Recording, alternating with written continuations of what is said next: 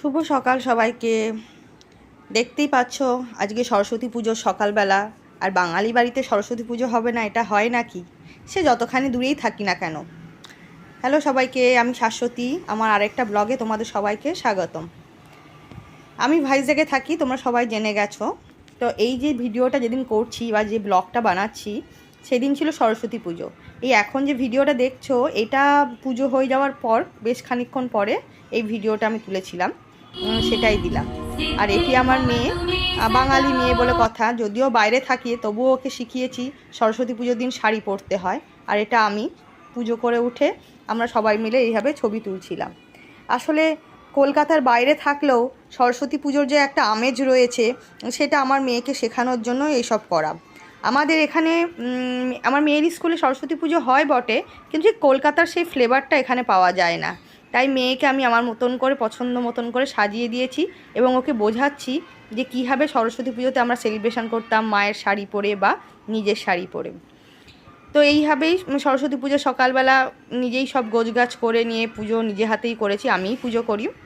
এইবারের ছবিটা যেটা দেখছো সেটা হলো আমাদের ভাইজ্যাগের রেলে কালীবাড়ির ছবি, যেটা আমরা সন্ধেবেলায় গিয়েছিলাম এবং গিয়ে ওখানে একটু ছবি তুলে নিয়ে এসেছিলাম মায়ের। আমার অনেক বন্ধুবান্ধব সরস্বতী পুজোর দিন এসেছিলো। ওরা অবশ্য রেলেও কালীবাড়িতেই গেছিলো, কেন ওখানে খিচুড়ি টিচুড়ি খাওয়ানো হয়। তো ওরা ওখানে খিচুড়ি টিচুড়ি খেয়ে বাড়ি ফেরার পথে আমাদের বাড়ি হয়ে গেছিলো এবং আমাদের বাড়িতে যে সরস্বতী পুজো হয় তার জন্য ইনভাইট করেছিলাম ওদেরকে। ওরা এসে নমস্কার করে গেছে। তোমরা বলো তোমাদের বাড়িতে কার কার বাড়িতে সরস্বতী পুজো হলো, কেমন করে সরস্বতী পুজো তোমরা এনজয় করলে, কে কোথা থেকে সরস্বতী পুজোর এই ব্লগটা দেখছো বা তোমাদের বাড়ির পুজোর ছবি বা কেমনভাবে পুজো কাটালে সেগুলো কমেন্ট বক্সে লিখতে পারো।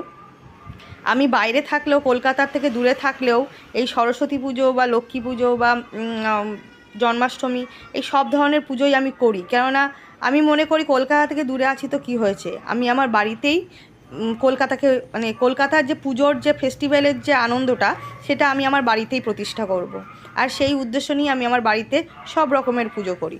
এবার তোমরা বলো তোমরা কারা কারা বাইরে থাকো, তারা এইসব পুজোর ফ্লেভার কীভাবে অ্যাকসেপ্ট করতে পারো বা কীভাবে এই পুজোর ফ্লেভারটাকে তোমরা গ্রহণ করো।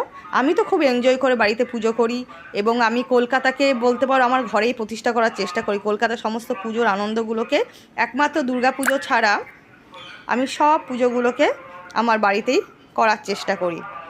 তোমরা সবাই ভালো থেকো, আনন্দে থেকো।